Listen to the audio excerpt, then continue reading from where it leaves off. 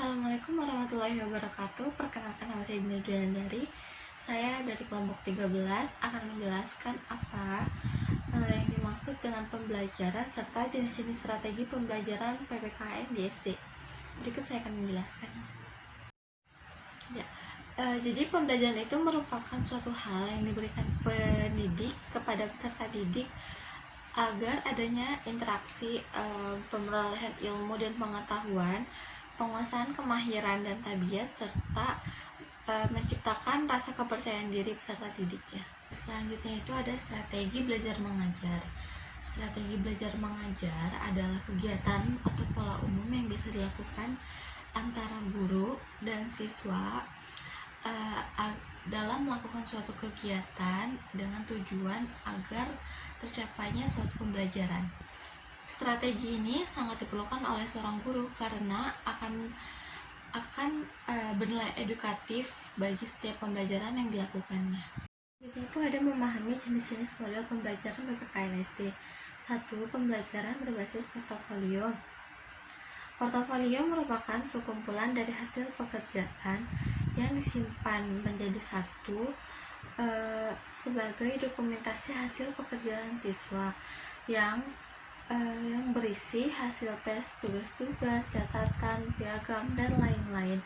Jadi itu langkah-langkah pembelajaran berbasis portofolio. Yang pertama itu mengidentifikasi masalah, yang kedua memilih masalah yang dikaji, yang ketiga mengumpulkan informasi terkait, yang keempat membuat portofolio kelas, yang kelima menyajikan portofolio, yang keenam kesimpulan. Selanjutnya itu yang kedua, atas pertimbangan proses pengolahan pesan.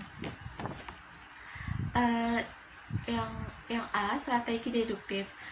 Strategi deduktif adalah strategi pembelajaran yang dilakukan dengan mempelajari konsep-konsep terlebih dahulu, lalu menarik kesimpulan. Artinya strategi ini menarik suatu hal itu dari pembelajaran dari umum menjadi suatu hal yang khusus. Yang B itu ada strategi induktif. Dengan strategi induktif, materi diolah dari yang khusus ke yang umum. Strategi ini dapat digunakan dalam konsep terdefinisi. Yang ketiga ada dasar pertimbangan pihak pengolah pesan. A. Strategi belajar mengajar ekspositorik, yaitu strategi belajar mengajar yang menyiasati agar semua aspek dari komponen pembentuk mengarah pada penyampaian isi pelajaran. B. Strategi belajar mengajar ekuristik, yaitu suatu strategi agar suatu aspek-aspek mengarah pada pengaktifan siswa dalam hal mencari suatu fakta yang mereka butuhkan. Yang keempat itu atas pertimbangan guru. A. Strategi seorang guru.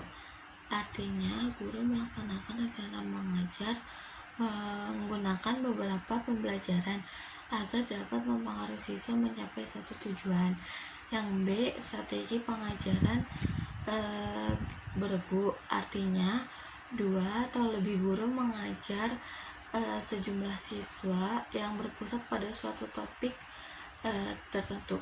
Yang kelima, atas dasar pertimbangan jumlah siswa. Yang A. Strategi klasikal adalah model pembelajaran yang pada umumnya seperti seorang guru mengajar 20-30 siswa di dalam suatu kelas. Yang B. Strategi kelompok kecil merupakan suatu bentuk pembelajaran yang memungkinkan seorang guru memberikan perhatian lebih terhadap suatu kelompok kecil agar guru dan siswa dapat mengenal satu sama lain. Yang C. Strategi individual merupakan pemberian kesempatan kepada siswa untuk dapat menentukan kapan dan di mana dia siap untuk melaksanakan pembelajaran. Selanjutnya yang keenam, atas dasar pertimbangan hubungan siswa dengan guru. Yang A. Strategi tatap muka.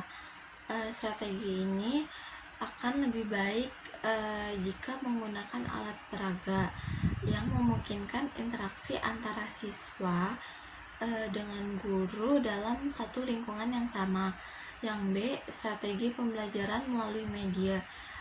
Strategi ini dilakukan oleh seorang guru secara tidak langsung bertemu dengan siswanya. akan tetapi melalui suatu media yang mengandalkan teknologi yang ada. Yang ketujuh, berdasarkan model desain pelaksanaan evaluasi belajar. Yang A itu ada evaluasi sumatif. Evaluasi ini model evaluasi yang dilakukan setelah berakhirnya proses kegiatan belajar mengajar. Yang B itu ada evaluasi formatif. Evaluasi ini dilakukan saat proses belajar mengajar sedang berlangsung. Yang C itu ada evaluasi reflektif, ialah model evaluasi yang dilakukan sebelum proses belajar mengajar dimulai. Sekian dan terima kasih. Kurang lebihnya mohon maaf. Wassalamualaikum warahmatullahi wabarakatuh.